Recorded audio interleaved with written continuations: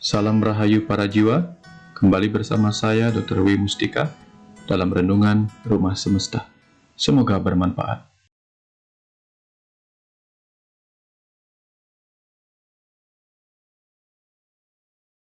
Bismillahirrahmanirrahim. Assalamualaikum warahmatullahi wabarakatuh. Om Swastiastu, Namo Buddhaya, salam kebajikan, salam sejahtera untuk kita semua. Sahabat-sahabat, pada malam hari ini, puji dan syukur kita panjatkan atas segala nikmat yang telah dilimpahkan oleh Allah, Tuhan semesta alam, penguasa seluruh jagat raya dengan segala aturan-aturan yang telah Dia tetapkan pada seluruh penciptaannya, di mana pada malam hari ini kita berkumpul bersama guna kita semakin membuka wawasan berpikir kita untuk terlepas dari konsep ketertutupan untuk lebih membangkitkan kesadaran diri kita masing-masing, tentu saja dalam rangka pengabdian kita kepada Tuhan semesta alam, Allah Subhanahu wa Ta'ala, yang mana sebagai pembicara kita pada malam hari ini atau menjadi narasumber kita pada malam hari ini adalah Bapak Dr. Wayan Mustika, dan kita sangat bersyukur bahwa Tuhan semesta alam, Allah Subhanahu wa Ta'ala, menghendaki pertemuan kita hari ini dengan segala izin dan rahmat dari sisinya. Untuk itu, tema yang akan kita ikuti pada malam hari ini adalah tentang kesadaran dan kebangkitan, di mana kesadaran kebangkitan ini telah disepakati oleh sahabat-sahabat yang ingin mendengarkan apa sih nanti yang kita akan dapatkan dari pertemuan kita pada malam hari ini, karena kita sadari bersama bahwa hari ini banyak dari kita, kebanyakan dari kita, bahkan dari kita sendiri, banyak yang kita berpikir bahwa ini adalah suatu kebaikan, tetapi apakah kita sudah berada di tingkat kesadaran itu, atau apakah kita sudah mengenal diri kita sendiri?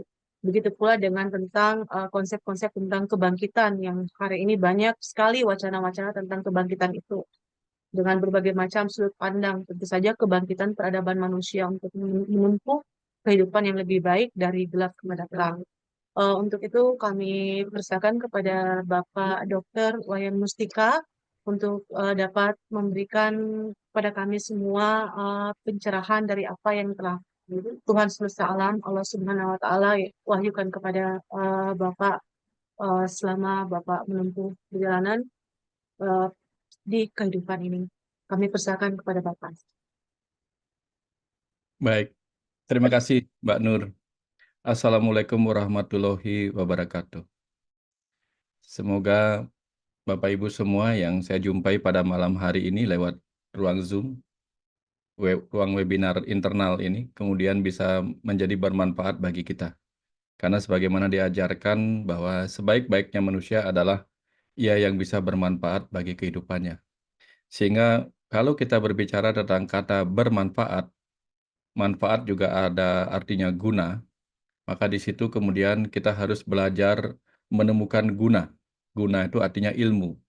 Sehingga semakin kita menambah ilmu dalam hidup kita akan menjadi semakin berilmu atau berguna.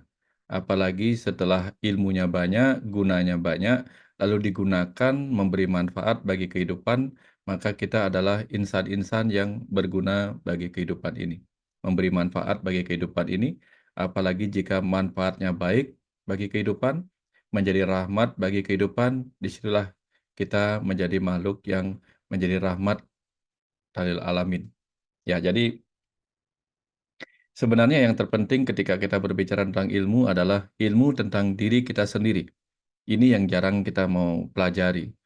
Ya, padahal kita perlu mengenali betul siapa diri kita, karena ia yang mengenal dirinya, mengenal Tuhannya. Man arafah nafsahu, faqad arafah rabbah.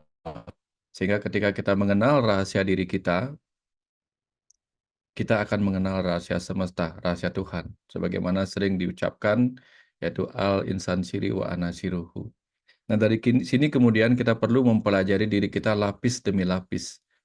Karena sebagai makhluk, sebagai buah cipta dari kehidupan ini, kita adalah buah yang dipenuhi lapisan-lapisan yang perlu kita kupas. Kalau kita belum mengupas diri kita, mengupas selubung-selubung yang menutupi diri kita, maka kita adalah makhluk yang masih tertutup, masih terselubungi, masih kafir dengan ilmu pengetahuan yang sebenarnya kita bisa temukan di dalam diri kita sendiri. Dari sini kemudian kita paham betapa pentingnya kita mengenal diri kita secara detail sampai kita mengalami kesadaran itu sendiri. Saya ilustrasikan, ketika ada pasien mengalami kecelakaan, dia tidak sadar, dia masuk ke UGD atau ke ruang gawat darurat, maka pertanyaan pertama yang kita tanyakan adalah, nama Bapak siapa? Bapak tinggal di mana? Atau Ibu tinggal di mana? Apa yang terjadi dengan Bapak? Apa yang menyebabkan Bapak datang ke sini? Kalau dia tidak bisa menjawab, tidak tahu harus menjawab apa, apalagi dalam kondisi tidak sadar, maka dia tidak mungkin bangkit karena dia sudah mengalami koma, tidak sadar. Tapi ketika dia mulai bisa mengenal siapa dirinya, apa yang menyebabkan dia sampai dibawa ke UGD, mungkin dalam keadaan sadar, dia mulai bisa mengikuti perintah ketika dia disuruh bangkit. Disuruh mengangkat tangan, dia tahu apa yang diinstruksikan. Disuruh menjawab pertanyaan, dia tahu karena dia sudah mengalami kesadaran. Jadi dalam ilmu medis itu ada tingkat kesadaran yang disebut dengan Glasgow Coma Skill. Jadi orang akan dinilai dengan gerakan matanya, ucapannya, dan gerakan tubuhnya. Kalau orang sadar, maka dia bisa dengan mudah mengikuti perintah yang ingin dilakukan oleh pasien itu. Jadi kalau orang sadar itu dengan mudah mengikuti perintah, perintah yang benar. Maka orang yang sadar secara spiritual pun pasti dengan mudah mengikuti apa yang menjadi perintah yang dilakukan oleh orang-orang sadar. Kalau orangnya tidak sadar secara spiritual, dia sangat susah diajak mencapai kesadaran atau bertindak dalam kesadaran diri. Nah, bagaimana dia akan bangkit? Orang yang tidak sadar siapa diri sejatinya lebih mudah terpuruk dalam keputusasaan, terpuruk dalam penderitaan batin, terpuruk dalam kesedihan, terpuruk dalam kecemasan, mengalami depresi karena dia tidak sadar siapa dirinya. Tetapi orang yang mengenali siapa dirinya dan sadar betapa hebatnya tubuhnya, di situ dia akan mengenal bagaimana ajaibnya tubuh ini sebagai berkah yang diciptakan oleh semesta itu sendiri. Diciptakan oleh Tuhan sebagai tempat ruh kita ditiupkan di dalamnya. Nah, yang pertama yang ingin kita pahami adalah tentang diri kita sebagai tubuh. Karena kesadaran itu berlapis-lapis. Banyak orang bahkan tidak menyadari tubuhnya sendiri. Bagaimana kemudian dia akan menyadari siapa diri sejatinya? Menyadari tubuh saja nggak tahu.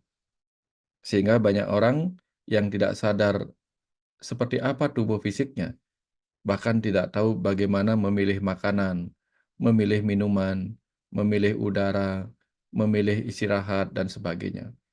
Akhirnya apa? Dia menyakiti tubuhnya sendiri dengan makanan-makanan yang justru mengandung unsur-unsur yang bisa berbahaya bagi tubuhnya. Mungkin kolesterolnya terlalu tinggi, atau mungkin bahkan memakan makanan yang bisa menyebabkan penyakit pada dirinya sendiri. Yang tidak paham betapa pentingnya air bagi tubuhnya, malah mengizinkan tubuhnya dimasuki terlalu banyak oleh minuman-minuman keras, minuman-minuman beralkohol tinggi. Bahkan dalam keputusasaan, orang memasukkan minuman yang sebenarnya racun, misalnya racun serangga, sehingga menyebabkan dirinya malah menjadi mati. Ini karena dia tidak paham tentang siapa tubuhnya yang sejati. Harusnya paru-paru dimasukin oleh udara yang bersih, yang bebas polusi, malah dimasukin dengan asap yang penuh dengan jelaga, asap-asap rokok yang terus-menerus bisa menimbulkan bahaya kepada kesehatan paru-parunya sendiri. Nah, ini ketika orang tidak menyadari apa sesungguhnya yang dibutuhkan oleh tubuhnya karena tidak mengenalnya. Bahkan mereka lupa untuk mengistirahatkan tubuhnya ketika tubuhnya tidak sedang dalam kondisi baik-baik saja. Ketika tubuhnya sedang lelah, dia tidak mengistirahatkan dirinya, malah melakukan aktivitas yang semakin membuat dirinya lelah dan pegal-pegal. Lama-lama tubuhnya tidak bisa digunakan dalam waktu yang lama, sakit-sakitan dan sebagainya. Atau ada juga orang yang tidak bisa menggunakan pikirannya dengan baik, karena tidak mengerti bahwa ada interaksi antara pikiran dengan tubuh. dan juga dengan jiwa. Sehingga dia memikirkan hal-hal yang buruk, memilih pikiran-pikiran yang penuh kecemasan, kemarahan, kesedihan, kedengkian, iri hati, dan sebagainya, yang justru memunculkan produksi hormon-hormon yang sesuai dengan apa yang dipikirkannya. Bukannya memunculkan hormon cinta dalam dirinya dengan mencintai dirinya, mencintai kehidupan, mencintai orang-orang dan makhluk-makhluk hidup di sekitarnya. Tapi dia munculkan energi-energi kebencian sehingga tubuhnya dipenuhi oleh hormon-hormon stresor, hormon-hormon yang negatif, yang penuh dengan dampak buruk kepada tubuhnya sendiri. Maka ada orang yang mengalami penyakit yang dikenal sebagai penyakit psikosomatik, yaitu penyakit pada tubuh yang disebabkan oleh faktor pikiran yang penuh dengan kecemasan, kekhawatiran akan masa depan, tidak mau menerima keadaan saat ini, sulit mensyukuri apa yang sudah diterima, tetapi selalu menginginkan banyak hal yang belum dimilikinya. Ini yang menyebabkan banyak orang sakit dan menderita dalam kehidupan ini. Tapi karena tidak mengerti bahwa apa yang dipikirkan akan berefek kepada tubuhnya, dia terus saja memikirkan hal-hal buruk itu. Nah, begitu tubuhnya sakit, dipikirkanlah ada orang lain yang menyakiti dirinya, mengirimkan santet lah, mengirimkan ilmu hitam lah, mengirimkan penyakit jarak jauh lah, padahal rata-rata kebanyakan orang sakit karena pikirannya sendiri. Hampir hampir 50% orang sakit karena faktor spiritual. Kemudian 25% penyakit pada diri orang terjadi karena faktor pikiran atau psikisnya. Hanya 10% orang sakit benar-benar karena fisiknya. 15% lagi karena hubungan sosial yang tidak baik. Tidak baik dalam keluarganya, tidak baik dalam tempat bekerjanya, tidak baik dengan lingkungannya, sehingga memunculkan penyakit pada tubuhnya. Ya, ujung-ujungnya kemudian yang dia kira adalah itu serangan-serangan makhluk gaib gitu dan sebagainya. Nah, itu karena mereka tidak menyadari bagaimana tubuhnya bisa memunculkan berbagai gejala akibat interaksi yang tidak baik, yang tidak selaras, tidak harmonis antara tubuh, pikiran, dan jiwa. Ini yang orang yang tidak mengalami kesadaran pada tubuh, pikiran, dan egonya. Nah, apalagi ketika orang tidak mengenal apa itu ego dalam dirinya. Sebenarnya ego itu tidak salah. Ego diciptakan oleh Tuhan dalam diri kita sebagai bagian dari sistem pertahanan mental kita. Sistem pertahanan ego atau mekanisme pembelaan ego. Ketika kita memiliki harapan, tetapi harapan tidak bisa mencapai kenyataan, muncullah masalah.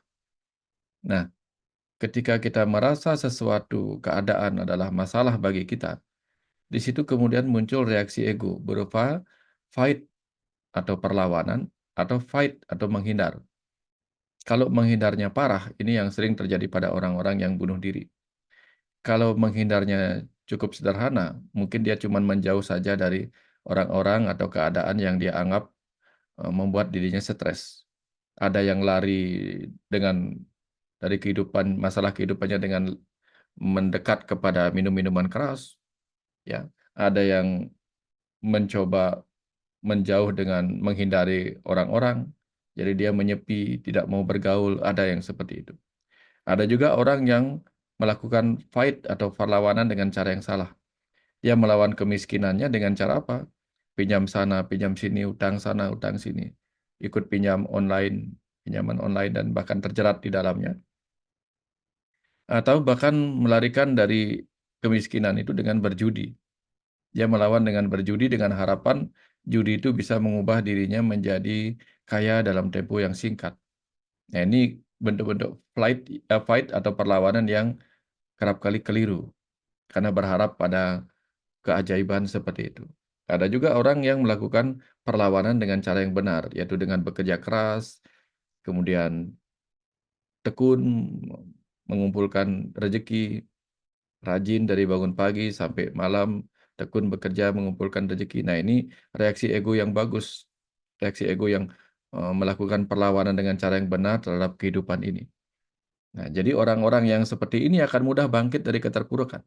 Ketika dia nggak punya uang, ya, alih-alih dia pinjam sana, pinjam sini, atau meletakkan harapan lewat kemenangan pada judi gitu misalnya, dia melawan dengan cara kerja keras, tekun, melakukan apa saja, rajin menabung, dan sebagainya.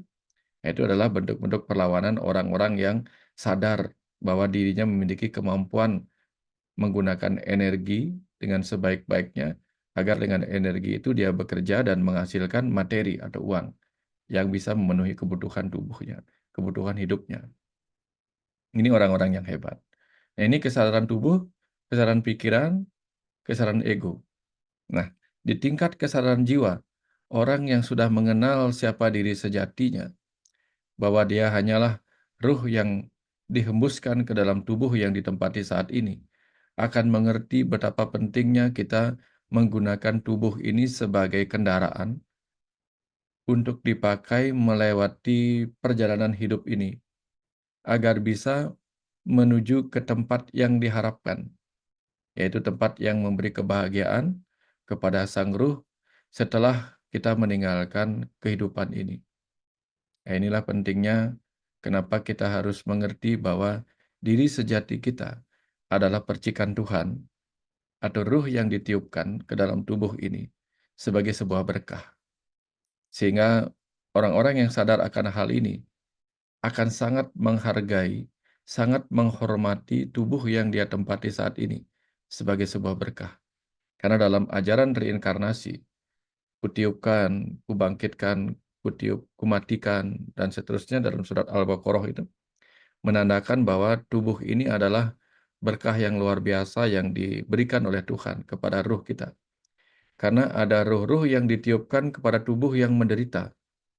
Ada yang menderita cacat, menderita lahir di tempat yang miskin, menderita lahir di daerah-daerah miskin di Afrika yang kering kerontang, yang sulit pangan, di mana orang-orang kelaparan di sana dan ditungguin oleh burung bangkai. Itu adalah ruh-ruh yang bernasib buruk, terlahir di dalam tubuh yang sangat menderita. Nah, tentu kalau Tuhan Maha Adil, Tuhan pasti menetapkan ruh mana yang harus terlahir ke dalam tubuh yang ini, ruh mana yang harus ditiupkan ke dalam tubuh yang itu. Dari sini kemudian kita paham betapa beruntungnya kita, betapa penuh syukurnya kita ketika kita ada di dalam tubuh yang ada saat ini. Mungkin tubuh kita sempurna, tangan kaki kita lengkap, ya semuanya sempurna ditambah lagi dengan wajah yang rupawan, memiliki pikiran yang cerdas, itu sangat luar biasa. Karena ada banyak ruh yang terlahir diizinkan termasuk ke dalam tubuh yang bahkan memiliki penampilan yang membuat dia tidak merasa percaya diri. Nah, jadi dari sini kita paham betapa pentingnya kita menyadari diri kita terlahir dalam tubuh yang mengagumkan ini. Sebagai bentuk rasa syukur, maka kita harus menggunakan tubuh ini sebaik-baiknya, menjadi manfaat bagi kehidupan yang lainnya. Tidak menjadikan diri kita hanya memenuhi kehidupan ini dengan kesia-siaan dalam kelahiran kita. Nah, mereka yang sudah mencapai kesadaran diri sejati seperti ini, akan mudah terbangkitkan dalam rasa penuh semangat. Karena pelajaran spiritual itu bukan pelajaran mistik, bukan pelajaran klinik, bukan. Pelajaran spiritual itu adalah pelajaran untuk mengenal diri kita sebagai spirit, sebagai ruh, sebagai makhluk rohani yang sedang belajar berdiam di dalam tubuh manusia, yang kelak akan kembali ke alam rohani sebagai ruh.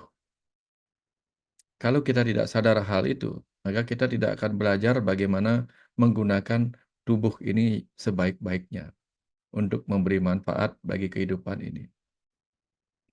Nah, mudah-mudahan dengan kesadaran ini kemudian kita mau belajar, menambah banyak bekal bagi pikiran dan jiwa kita, pada ruh kita, sehingga pulang-pulang nanti kita adalah ruh yang mengalami peningkatan kesadaran, mengalami peningkatan level kematangan.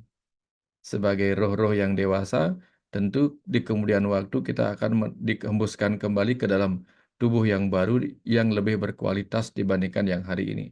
Mungkin tubuh yang terlahir nanti di mana kita akan berdiam di dalamnya adalah tubuh yang lebih bagus, hidupnya lebih sejahtera, sehingga lebih mudah menyerap pelajaran-pelajaran yang mematangkan roh kita, sehingga kita nanti bisa dengan mudah mencapai kesadaran rohani yang lebih tinggi, bisa menyatu kembali dengan Tuhan.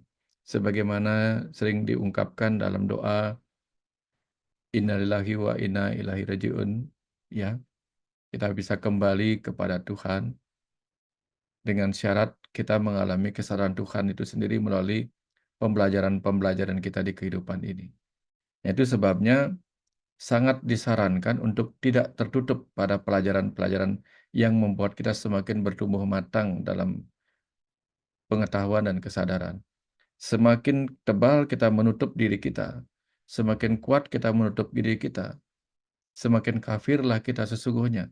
Karena kita tidak mau membuka otak kita, akal budi kita, untuk menambah wawasan-wawasan dengan pengetahuan-pengetahuan yang membuat kita semakin mengenal rahasianya. Ya, sebagaimana kita tahu, rahasia itu baru terungkap ketika tutupnya kita hilangkan. Al-insan siri wa ana siruhu. Rahasiamu adalah rahasiaku. Rahasia baru terungkap ketika kufurnya, kafirnya dihilangkan. Mau mempelajari diri kita lebih ke dalam, mau mengenal semesta ini lebih ke dalam lagi.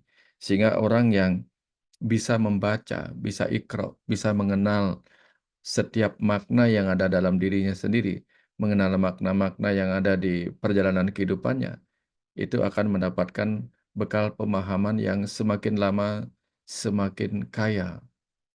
Nah, ketika kita menjadi pribadi yang semakin lama semakin kaya dalam kehidupan ini, tentu kita akan menjadi pribadi yang penuh percaya diri, penuh percaya diri.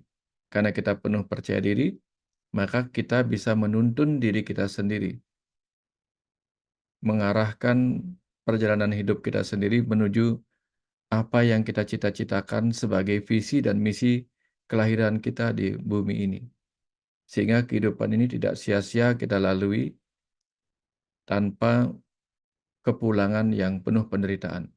Karena banyak sekali roh-roh yang pulang ke alam kematian dalam keadaan menderita. Ada yang pulang dengan bunuh diri, membawa penderitaan keputusasaannya ketika menjalani kehidupan. Ada yang pulang karena melakukan tindakan-tindakan yang sangat keji terhadap kehidupan ini, sehingga ruhnya mengalami penyesalan di alam sana, karena dalam kesadaran ruh setelah kematian, di situ dia akan tahu apa yang salah dan benar. Sehingga ketika banyak melakukan kesalahan dalam kehidupan ini, di alam ruh dia mengalami penyesalan. Nah, itulah fungsi agama sebenarnya. Mengajak kita untuk mengenal apa yang baik dan benar dalam kehidupan ini, sehingga kita menjadi pribadi yang bisa menjalani kehidupan ini dengan baik dan benar. Karena baik saja belum tentu benar. Baik saja belum tentu benar. Ada kebaikan yang juga tidak benar. Contoh nih, ketika kita bermaksud baik memberikan uang kepada orang lain untuk berjudi, nah itu bukan kebaikan yang benar. Kalau kita memberikan kebaikan berupa uang kepada anak-anak kita, agar dia bisa menikmati hidupnya dengan narkoba misalnya, itu juga bukan kebaikan yang benar. Kalau kita memberikan anak kita kendaraan agar dia ngebut-ngebutan di jalan, itu juga bukan kebaikan yang benar. Nah, jadi tidak selalu hal baik itu benar. Ya, kadang hal yang kita sebut buruk itu bisa jadi sesuatu yang benar. Contoh-contoh, kalau kita mematikan ego kita yang buruk, kalau kita berusaha mematikan sifat iri dengki kita, berusaha menghilangkan kemarahan kita, nah itu hal yang tampak buruk dengan kata mematikan, tapi itu hal yang positif dan menjadi hal yang benar jika kita melakukan dengan penuh tujuan menjadi pribadi yang bermanfaat bagi kehidupan ini. Ya, ini hal-hal yang perlu kita renungkan secara mendalam agar kita bisa mengerti apa yang menjadi visi misi kelahiran kita di sini. Setidak-tidaknya yang paling sederhana visi misi kita adalah secara umum adalah menjadi rahmat bagi kehidupan ini. Kalau di Jawa ada kata memayu hayuning buwono. Jadi agar kita tetap bisa menjaga kehidupan yang penuh berkah keindahan ini. Tetap menjaga kehidupan ini. Kalau kita tidak bisa ikut menjaga kehidupan ini dengan baik, setidak-tidaknya kita tidak melakukan tindakan yang berkebalikan. Ya, tidak bisa ikut menjaga, setidaknya jangan ikut menghancurkan. Itu yang diajarkan oleh tetua kita dalam ajaran-ajaran tradisional, dalam tutur-tutur keseharian. Ya, semua itu bermanfaat sebenarnya bukan untuk hanya alam semesta besar, tapi sebenarnya lebih kepada alam semesta kecil, yaitu diri kita. Karena alam semesta di luar diri kita hanyalah cerminan, hanyalah pantulan. Apa yang kita lempar keluar, itulah yang akan kembali ke dalam diri kita. Kita tahu bahwa hidup ini penuh dengan air. Tubuh kita ini hampir 70% air. Bahkan otak kita 70% air. Di luar diri kita juga air. Karena udara yang ada di luar diri kita juga terdiri dari hidrogen dan oksigen. Yang ketika naik, dia bergabung menjadi bakalan air, yaitu awan mendung. Ya, di bawah bumi kita ada air. Jadi semua di sekitar kita adalah air. Bumi kita juga 70% itu air. Jadi ketika kita melempar pikiran, kata-kata, sikap, tindakan yang buruk, itu akan menjadi bagaikan kolam yang dilempar dengan batu, akan keluar riak, pada akhirnya riak itu akan kembali ke tengah-tengah lagi, sebagai riak yang berbalik arah. Nah, jadi apapun yang kita pikirkan, ucapkan, lakukan, itu akan berbalik kepada diri kita. Jika kita tidak memiliki kesadaran ini, maka kita akan berpikir yang buruk, berucap yang buruk, berbuat yang buruk pada kehidupan. Tapi ketika menerima pahala buruk atas apa yang kita pikirkan, ucapkan, dan lakukan itu, malah kita menyalahkan orang lain. Padahal semua itu datang dari vibrasi, frekuensi, pikiran, sikap, tindakan, ucapan yang kita keluarkan sendiri. Nah, ini yang perlu kita lakukan. Sehingga kita harus belajar tidak menyalahkan orang lain di luar diri kita. Karena semua itu adalah refleksi dari diri kita. Ketika di cermin kita tampak buruk, jangan cerminnya dibelah. Ya, seperti pesan tetua dulu. Ya, jangan sampai kita buruk rupa cermin dibelah. Jadi ketika kita mengalami kehidupan yang buruk, kita menyalahkan kehidupan ini. Padahal kehidupan yang kita alami adalah hasil dari benih yang kita lempar di kehidupan ini. Kalau kita melempar di bumi ini benih kacang, yang tumbuh kacang. Kalau kita lempar benih pohon mangga, yang tumbuh pohon mangga. Nggak bisa salah. Itulah hukum Tuhan. Hukum tabur tuai. Nggak ada yang bisa salah. Ketika kita menanam amal, yang datang pahala. Ketika kita melempar dosa, yang datang hukuman. Nah, sesederhana itu sebenarnya hidup ini. Jadi hati-hati dengan amal pikiran kita, amal ucapan kita, amal tindakan kita. Karena setiap pikiran, ucapan, tindakan kita di kehidupan ini adalah ibadah. Kenapa kita sebut ibadah? Karena kemanapun kita menghadap, di situ ada wajah Allah. Kepada siapapun kita berpikir, kepada siapapun kita berucap, bersikap, bertindak, sesungguhnya kita sedang mempersembahkan ibadah kita dengan cara yang sama kepada setiap wajah-wajah Allah yang ada di sekitar kita, di segala arah kita menghadap. Nah, kira-kira seperti itu hal yang perlu kita renungkan kembali, sehingga nanti kita tidak mudah menyalahkan orang lain atas apa yang kita alami, melainkan kita kembali melakukan introspeksi diri, kembali melakukan perenungan diri, kembali melihat apa yang sudah kita lakukan pada kehidupan ini. Ya, ini kira-kira poin-poin penting dari bekal-bekal agar kita mengalami kesadaran dan mudah mengalami kebangkitan. Karena kiamat itu mungkin tidak akan kita jumpai, kiamat alam semesta ini, untuk bangkit lagi menjadi alam semesta baru. Tetapi kita setiap hari mengalami tidur, bangkit, ya, terpuruk, bangkit, dan seterusnya. Nah, setiap hari kita mengalami kiamat itu sendiri. Setiap hari kita mengalami kematian dan kebangkitan. Masalahnya, besok kita mau bangkit dengan cara apa? Apakah kita besok mau bangkit dengan tetap membawa kemarahan kita hari ini, tetap membawa sifat iri hati kita hari ini, tetap membawa kebencian kita hari ini, tetap membawa kecemasan, kekhawatiran, iri dengki, dan sifat-sifat gelap lainnya, atau kita mau bangkit dalam cahaya. Ya, ini pilihan kita sendiri. Kalau mau bangkit dalam cahaya, maka kita harus perbanyak mengumpulkan benih-benih cahaya terang pengetahuan.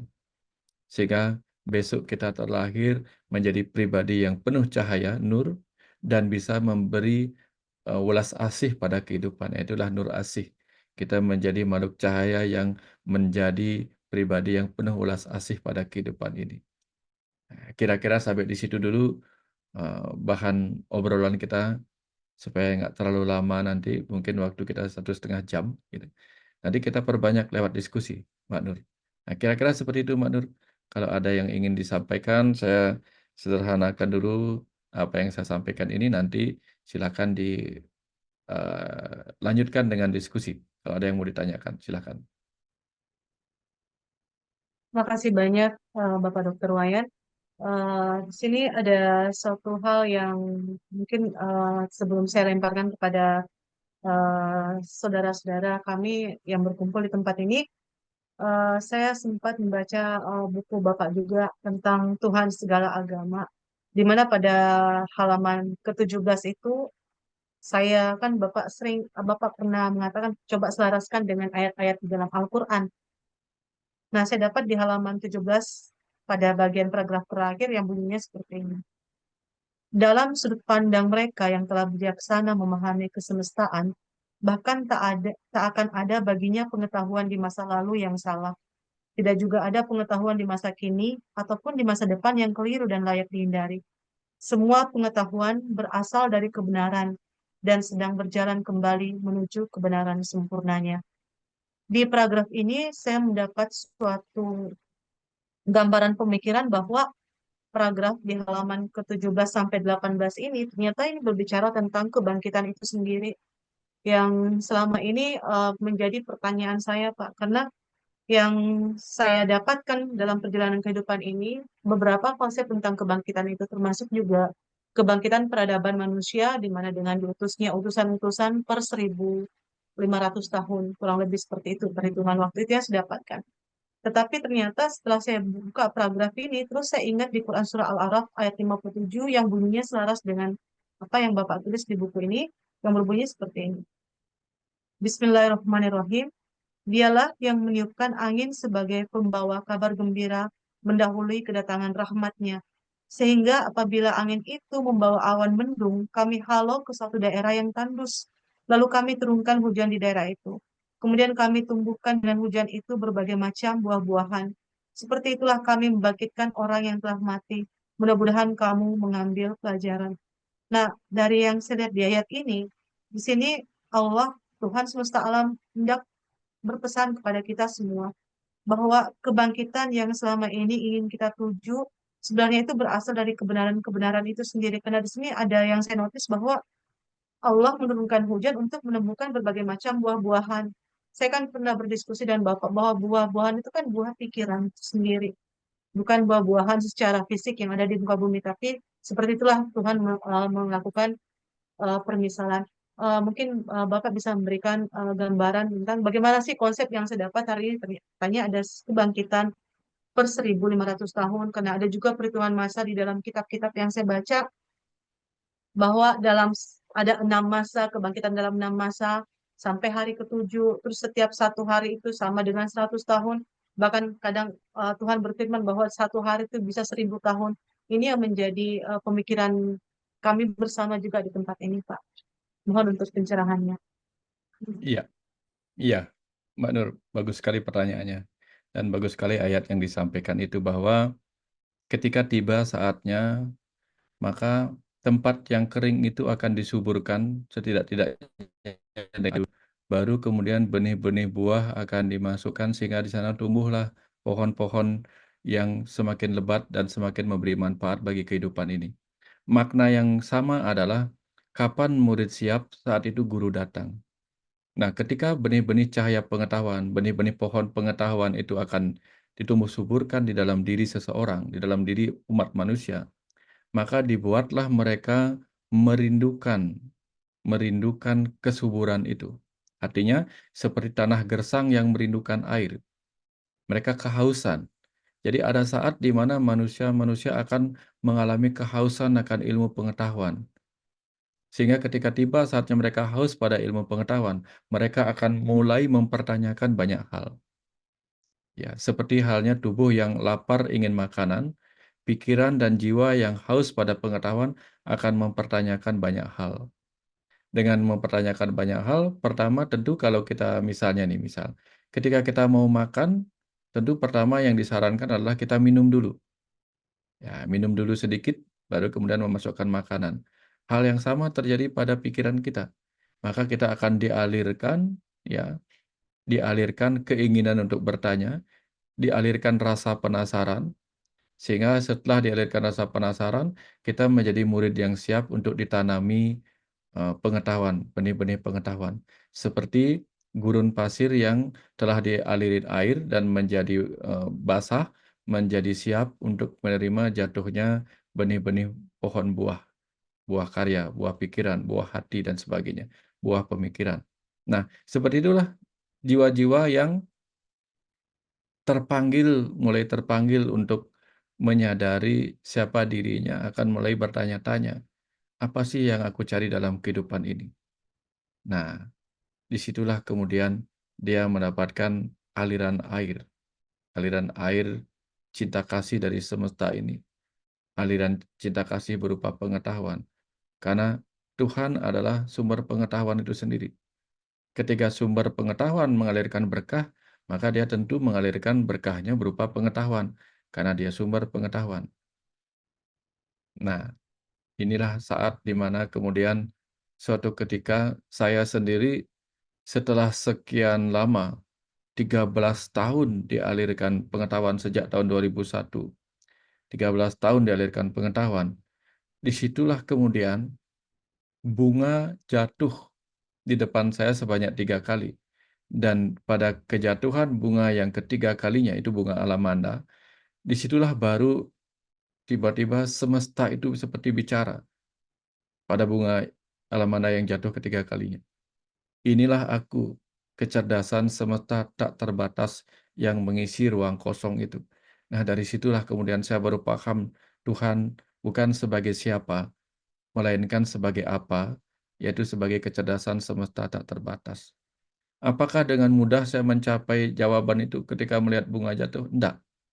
Saya terus-menerus dialirin air pengetahuan selama hampir 13 tahun, terus-menerus dialirin air pengetahuan, sampai siap untuk mendapatkan pesan itu, yang kemudian menjadi buku Tuhan segala agama, yang Mbak Nur baca sekarang.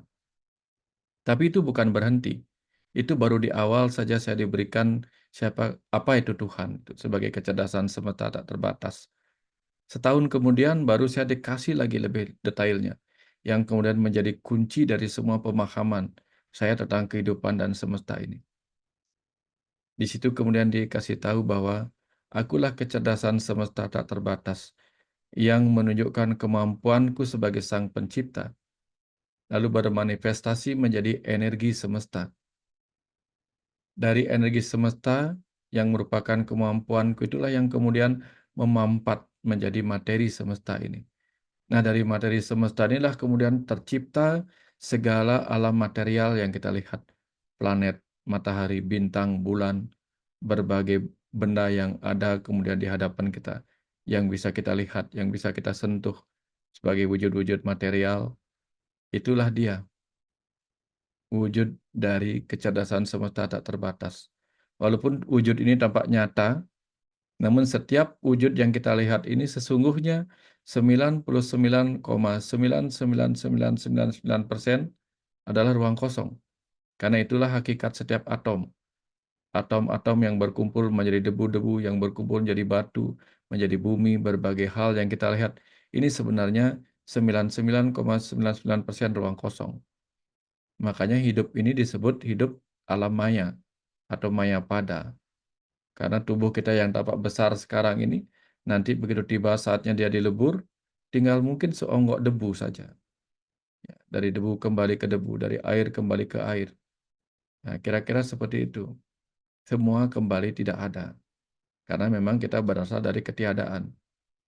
Nah, dari sinilah kita perlu membuka diri untuk menerima wadah-wadah air.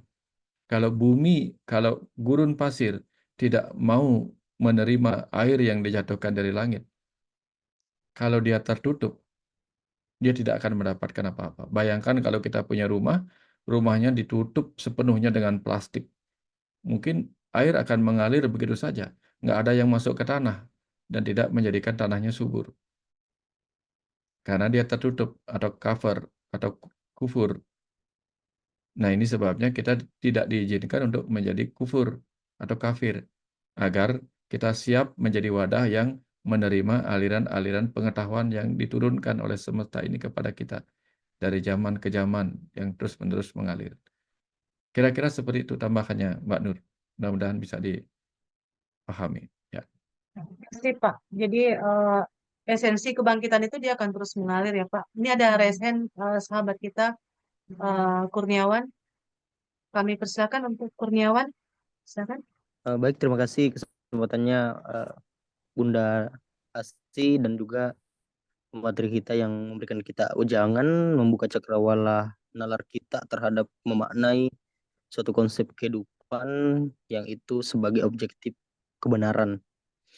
Dan yang pertama saya tangkap adalah seluruh pembahasan mulai dari awal sampai akhir statement yaitu adalah hampir sama pada sisi kehidupan saya yang dimana seluruh pembahasan itu hampir mirip dengan gambaran apa yang saya alami pada saat ini. Jadi saya adalah pelaku sama seperti apa yang disampaikan oleh Pak pemateri kita dan juga saya kemudian berjalan beberapa aspek-aspek kompleksitas sosial yang kemudian sosial ini memiliki pemahaman secara psikososial yang bermakna bahwasanya pembentukan sosial itu berdasarkan awal mula apa yang ingin dicapai oleh individu dan kemudian menjadi suatu kaum dan sehingga jadilah aspek-aspek sosial itu. Nah, itu dasarnya yang saya pelajari. Dan kemudian jauh sebelum saya belajar ada aspek sosial yang dianggap sebagai pergaulan keliru, ada yang dianggap sebagai aspek sosial kehidupan yang benar.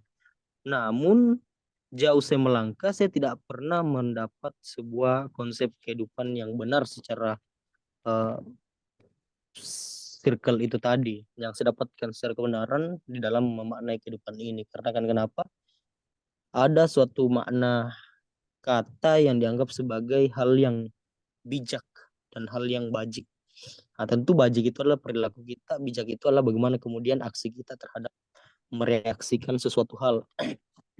Nah, tidak dipungkiri bahwasanya hal yang bijak ini adalah perilaku kondisi individu yang memposisikan dirinya sebagai posisi netral. Namun kemudian di antara netral itu seorang bijak tentu pernah melewati kondisi-kondisi yang dianggap sebagai kehidupan-kehidupan yang dianggap sebagai keliru secara masyarakat, paradigma masyarakat dianggap sebagai kehidupan yang benar, yang dianggap sebagai paradigma masyarakat kompleks itu tadi. Namun kadang saya menganggap saking biasnya saya punya pemikiran, saya menganggap bahwasanya hal keliru itu adalah hal yang benar juga. Nah, karena kan kenapa tidak kemudian kita hidup itu Allah sudah memberikan kita ayatnya bahwasanya Allah memberikan kita dua jalan. Jalan yang pertama adalah jalan kemungkaran dan jalan yang kedua itu adalah jalan kebajikan. Nah, sebelum saya memaknai dua konsep indikasi kata ini, tentu saya harus mempelajari dulu yang mana standar benar itu dan yang mana standar salah itu. Nah, berdasarkan pengalaman-pengalaman yang saya lewati, tentu menjadi orang yang bijak itu, menjadi orang yang netral itu adalah bagian daripada ketidakpedulian antara keberpihakan kebenaran, memilah yang mana benar, yang mana tidak benar. Nah, bagaimana kemudian pendapat Pak Dokter ini tentang pemikiran saya yang kemudian menganggap bahwasanya hal yang kita nalar sebagai perilaku bijak itu adalah suatu kebiasaan yang tidak memihak. Mungkin seperti itu pertanyaan saya. Ya, terima kasih Mas Kurniawan. Ini pertanyaan bagus sekaligus pernyataan yang bagus. Memang seperti itulah adanya, ya. Kebenaran itu bagaikan sesuatu yang utuh.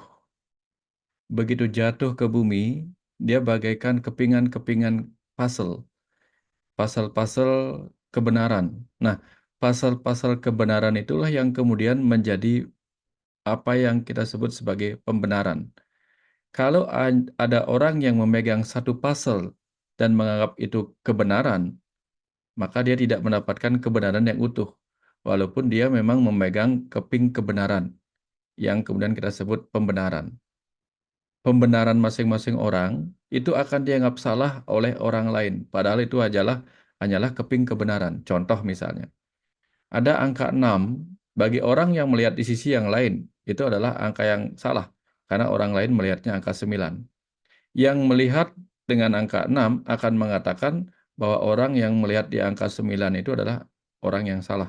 Tapi orang yang sudah pernah melihat angka 6 dan 9 sebagai satu angka yang sama tapi dilihat dari sudut yang berbeda, itu akan menjadi orang yang bijak karena mengetahui semuanya. Sehingga benar apa yang disampaikan tadi sama Mas Kurniawan bahwa orang bijak biasanya dulunya pernah bijak sana, pernah bijak sini. Bajik sana, bajik sini. Sampai kemudian dia tiba di titik tengah yang menjadikan dirinya bijak. Nah, memang orang-orang yang menganggap dirinya dulu atau dianggap oleh orang lain yang tersesat, sebenarnya dia tidak tersesat. Dia hanya sedang dalam proses menuju titik pencapaiannya. Karena ketika kita misalnya naik pesawat, selalu ada pesawat pioner yang mencoba mencari jalur penerbangan sampai tiba di sebuah tempat. Mungkin dia tidak akan menemukan jalan yang langsung sesuai jalur yang digunakan oleh penerbangan berikutnya yang sudah menemukan itu. Jadi ada orang yang membuka jalur baru. Maka orang yang membuka jalur baru bukanlah orang yang tersesat. Dia hanya menemukan apa yang menjadi proses bagi dia untuk menemukan jalur itu. Nah, orang yang sudah mengetahui sebuah jalur yang ditetapkan itulah seringkali menganggap orang yang berada di luar jalur itu sebagai orang yang tersesat, orang yang salah, dan sebagainya. Ya, karena mereka menganggap perbedaan jalan itu sesuatu yang salah, padahal tidak ada. Karena kemanapun jalan kita, ketika kita mencapai sebuah tempat yang sama, itu tujuan yang benar-benar harus kita jadikan bahan untuk menilai dia tersesat apa tidak. Karena ada jalan yang membutuhkan waktu lebih lama, ada jalan yang membutuhkan waktu lebih cepat, tapi ujungnya adalah sampai di tempat yang sama. Sebagaimana contoh misalnya begini, kalau kita di Indonesia, kita akan menganggap meludahi orang lain itu, apalagi meludahi teman, itu adalah sikap dan tindakan yang sangat tidak sopan. Tapi di sebuah tempat di Afrika sana, ada suku yang menganggap bahwa ketika mereka berjumpa, sebagai wujud keakraban, mereka harus meludahi satu sama lain. Nah, bagi kita tentu tidak sopan, tapi bagi mereka sesuatu yang sopan. Kalau kita di Indonesia ketemu dengan orang, lalu kita bertanya, Bapak mau kemana? Itu pertanyaan yang menunjukkan bahwa orang Indonesia ramah dan akrab, dan hangat kepada orang asing. Tapi di Kuta, kalau kita bertemu orang asing dari luar negeri yang tidak kita kenal, lalu kita bertanya, kamu mau kemana? Nah, itu adalah pertanyaan yang bukan disebut ramah, tetapi disebut pertanyaan yang tidak sopan. Nah, dari sini kemudian kita paham, kalau ketemu orang asing, maka kita jangan menanyakan hal-hal yang sifatnya pribadi. Kalau ketemu orang lokal, jadi sesama orang Indonesia, kita tahu sebatas mana pertanyaan orang yang masih dianggap sopan dan yang mana yang tidak. Nah, dari sini kemudian kita paham, tidak semua hal yang tampak baik itu baik. Tidak semua hal yang tampak buruk itu buruk. Dengan demikian, akhirnya kita menemukan titik tengah yang bijak tadi. Bahwa apa yang harus kita lakukan atau bersikap apa sebaiknya kepada orang asing dari luar negeri dan orang lain sesama bangsa Indonesia walaupun kita tidak mengenalinya dengan baik. Jadi ada batas kesopanan, ada batas yang mengganggu privasi orang lain. Nah, dengan pengalaman-pengalaman yang mungkin disebut salah dan benar itulah tadi kita bisa menjadi orang yang bijak, tahu ruang dan waktu di mana kita mengucapkan apa yang pantas untuk diucapkan, apa yang pantas untuk dilakukan. Nah, kira-kira seperti itu. Ini bagus sekali apa yang disampaikan oleh pengalaman hidup dari Mas Kurniawan tadi. Sejalan dengan demikian kehidupan sosial ini memunculkan kesepakatan untuk mereka sebut sebagai kebenaran yang berlaku di batas wilayah dan waktu mereka. Karena ada saatnya dalam batasan waktu yang berbeda, apa yang benar menjadi salah di masa depan, apa yang salah di masa lalu menjadi benar di masa kini. Ya, kira-kira seperti itu. Mas Kurniawan, mudah-mudahan ditangkap juga. Terima kasih banyak. Silakan Pak Nur, kalau ada lagi yang raise hand, ada yang raise hand enggak ya? Ya, makasih Pak. Saat ini kami persilakan untuk sahabat yang lain. Silakan untuk ingin mengajukan pertanyaan, silakan. Ini ada juga satu pemikiran saya yang masih ingin saya tanyakan, banyak hal sebenarnya Pak yang masih ingin saya pertanyakan, apalagi tadi mengangkat tentang eh, kata kafir itu kan. Dulunya kan sebelum saya betul-betul ingin belajar tentang makna kafir itu, dulunya saya berpikir yang di luar saya adalah kafir. Tapi ternyata setelah saya, oh silakan, ini ada Asin juga. Tapi mungkin tapi sebelum saya lanjut pertanyaan, mungkin saya persilakan dulu kepada Aswin. Silakan Aswin. Iya, terima kasih Bunda. Menarik sekali tadi. Cuma yang mau sekali terkait law of attraction, hukum tarik menarik. Bagaimana konsepnya itu Pak? Di kadang berpikiran positif nggak sama orang ini, tapi tiba-tiba rese. Bagaimana itu? Padahal kan apa yang kita pikirkan, kalau misalnya berpikiran positif dan segala macam, pasti akan menarik frekuensi yang sama. Tapi kalau misalnya masih ketemu Kak sama orang-orang yang mengesalkan, orang-orang yang kayak misalnya rese atau kadang ya seperti itu, bagaimana dengan itu Pak? Terima kasih Mas Arwin, ini pertanyaannya bagus sekali nih. Pertanyaannya bagus sekali tentang law of attraction. Secara sederhana, secara nyata, secara material, kita tahu bahwa kalau ada toko apa itu, toko ingin menarik pengunjung datang ke dalam tokonya, maka dia pasti membuat sesuatu yang bisa menarik orang-orang untuk masuk. Misalnya ada yang memberi tanda di sana ada diskon besar-besaran, atau ada obral, atau kalau dia adalah toko yang memajang pakaian yang mewah, maka interiornya bahkan eksteriornya juga dibuat seakan-akan menunjukkan bahwa itu adalah tempat yang mewah yang akan menarik bagi orang-orang kaya untuk datang. Kalau dia menjual makanan, sebuah restoran atau tempat makan, maka dia akan membuat tempat makannya menjadi tempat makan yang tampak menarik, yang menunjukkan bahwa makanan mereka dimasak dengan ramuan, dengan resep yang nikmat rasanya, sehingga kita tertarik untuk datang. Nah, itulah cara sederhana dalam ilmu marketing untuk menarik orang-orang datang berdasarkan apa yang ditunjukkan oleh pemilik perusahaan itu. Ya, sekarang iklan-iklan kan beredar luas dengan berbagai caranya untuk menarik para pembeli. Nah, itulah hukum law of attraction yang sederhana dari sudut material. Sekarang dari sudut energi dan kecerdasan, kita pun bisa menarik orang-orang datang dalam kehidupan kita sebagaimana yang kita pikirkan.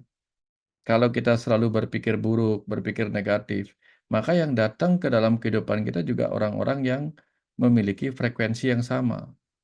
Ya, bagaimana contoh seperti ini? Kalau kita punya video atau punya radio, maka ketika kita channeling frekuensi tertentu, maka yang kita dapat adalah siaran radio dari frekuensi yang sesuai. Begitu juga dengan video YouTube. Kalau sekarang kita tahu kan di YouTube ada algoritma. Kalau kita suka menonton video yang tipe politik, maka kita akan terus-menerus disodorkan video-video tentang politik. Kalau kita sekali nonton video tentang masa atau video tentang pertukangan, kita akan disodorkan video-video yang sejenis karena dianggap kita menyukai itu. Nah, inilah sederhananya ilmu law of attraction. Apa yang kita pikirkan, apa yang kita ucapkan, apa yang kita lakukan akan mendatangkan hal-hal yang sejenis sesuai dengan kesukaan kita pada frekuensi-frekuensi tersebut. Jadi memang demikian. Jadi itulah sebabnya ajaran agama, walaupun tidak mengajarkan apa yang disebut sebagai law of attraction, tetapi ajaran agama sendiri memberikan tuntunan bahwa jika ingin hidup kita baik, selalulah berpikir baik, berbuat baik, beramal baik, beribadah baik, sehingga yang datang nanti adalah kehidupan yang memiliki harapan-harapan yang baik juga, sesuai dengan yang kita inginkan. Nah, kira-kira seperti itu, Mas Arwin. Mudah-mudahan dipahami, kita semua mengerti betapa luar biasanya para leluhur, para tetua di masa lalu, orang-orang suci, para nabi, para guru-guru agung di masa lalu itu mengajarkan kita untuk selalu berpikir, berucap, bersikap, berbuat baik, agar yang datang dalam kehidupan kita adalah segala yang penuh dengan kebaikan. Kira-kira seperti itu. Sama-sama, terima kasih banyak juga Mas Aswin. Ya, silakan Mbak Nur. Baik Pak, mungkin masih ada mungkin sahabat yang lain. Kami buka untuk sesi diskusi atau tanya jawab kita pada malam hari ini. Silakan. Sini juga ada sahabat kita, ada Hairul Fajri. Kami persilakan. Baik, mungkin sambil menunggu sahabat-sahabat yang lain mungkin akan ada raise hand. Ini juga yang tadi yang saya ingin lanjutkan tentang pertanyaan saya tentang konsep kufur atau kafir tadi. Memang ternyata yang saya temukan begitu saya belajar untuk membuka diri setelah saya terlepas dari konsep kafir bahwa bukan yang di luar sana yang kafir. Karena tidak ada sebenarnya konsep ketertutupan di alam semesta ini. Semuanya Allah ciptakan dengan kondisi terbuka yang sanggup kita lihat. Seperti itu. Nah, setelah saya berjalan untuk memahami setiap pengetahuan yang Allah berikan kepada diri saya, tentu saja dengan jatuh bangun, dengan berbagai macam, kadang muncul ego, kadang muncul amarah dalam diri saya. Tetapi ada satu hal yang terbersit dalam pemikiran saya tentang konsep pelepasan kemelekatan itu. Di mana ternyata salah satu unsur daripada kebangkitan manusia sebelum terjadinya kebangkitan peradaban itu kan harus manusia-manusia dulu yang bangkit, maka peradaban itu akan tercipta. Ternyata manusia perlu dulu melalui yang namanya konsep melepaskan diri dari kemelekatan, seperti dengan kisah Nabi Musa yang diperintahkan untuk melepaskan terompahnya. Bagaimana tingkatan Ibrahim yang harus terlepas keterikatan baik dari bapaknya maupun dari anak-anaknya. Mungkin Bapak bisa memberikan kami penjelasan tentang bagaimana konsep dari melepaskan kemelekatan itu, apalagi terikat dengan konsep mengenal diri untuk menuju kepada mengenal Tuhan semesta alam, Allah Subhanahu wa Ta'ala. Ya, terima kasih Pak Nur. Betul sekali, kalau kita masih melekat pada hal yang lama, kita tidak akan mudah mendapatkan hal yang baru. Bayangkan sederhananya seperti ini. Kalau kita punya baju yang tidak mau kita ganti, baju itu hanya itu saja yang mau melekat di badan kita dan kita tidak ingin menukarnya dengan baju yang lain. Yang terjadi adalah kita tidak akan pernah punya baju yang baru yang lebih bersih dari sebelumnya. Nah, pengetahuan juga sama. Pengetahuan akan terus berkembang. Misalnya, suatu ketika kita berobat, kita cocok dengan obat yang namanya penisilin. Tapi kemudian suatu ketika obat itu sudah tidak diproduksi lagi. Tapi kita hanya menganggap saya cocok dengan ini, yang lain tidak mau. Ujung-ujungnya kita tidak akan mendapatkan sesuatu yang baru, yang mungkin lebih baik. Kita semua mungkin pernah membeli HP jadul. Bayangkan kalau kita tidak mau mengganti HP yang lama itu dengan HP yang baru. Mungkin kita tidak akan pernah mengalami bagaimana majunya peradaban teknologi seperti ini. Kalau kita tidak pernah mau membuka diri untuk mengenal apa itu webinar, apa itu Zoom, maka tentu akan butuh biaya yang besar untuk bisa kita ketemu dan ngobrol seperti ini. Entah Mbak Nur yang ke Bali atau saya yang ke Parepare, tentu akan butuh waktu, butuh biaya yang tinggi, butuh perjalanan yang panjang, hanya untuk ngobrolkan hal yang sederhana seperti ini. Jadi dengan kita membuka diri pada perkembangan teknologi yang baru, maka yang kita lihat adalah pengetahuan itu, teknologi itu memudahkan kita dari waktu ke waktu. Nah, jadi inilah pentingnya kenapa kita tidak boleh melekat pada apapun. Bayangkan kalau kita lagi jalan di aspal. Aspal itu aspal yang baru saja aspal cair yang baru saja disiram di jalanan itu. Lalu kita berjalan di atasnya dan kaki kita melekat. Apakah kita akan mudah berjalan melewatinya? Tentu tidak. Nah, artinya ketika kaki kita lengket dalam perjalanan, kita nggak bisa jalan. Sebagaimana kalau terompah kita misalnya terlalu berat, terompah kita artinya jejak kaki kita melekat kepada apa yang sudah dijejaki, kita nggak akan bisa melanjutkan perjalanan. Perjalanan itu adalah ketika kita berhasil mengangkat kaki kita dari kemelekatannya pada gravitasi bumi. Orang-orang yang lumpuh kakinya, dia susah mengangkat beban berat kakinya. Tapi orang-orang yang sehat bisa dengan mudah mengangkat kakinya yang ditarik oleh gravitasi bumi yang melekatkan kakinya pada bumi.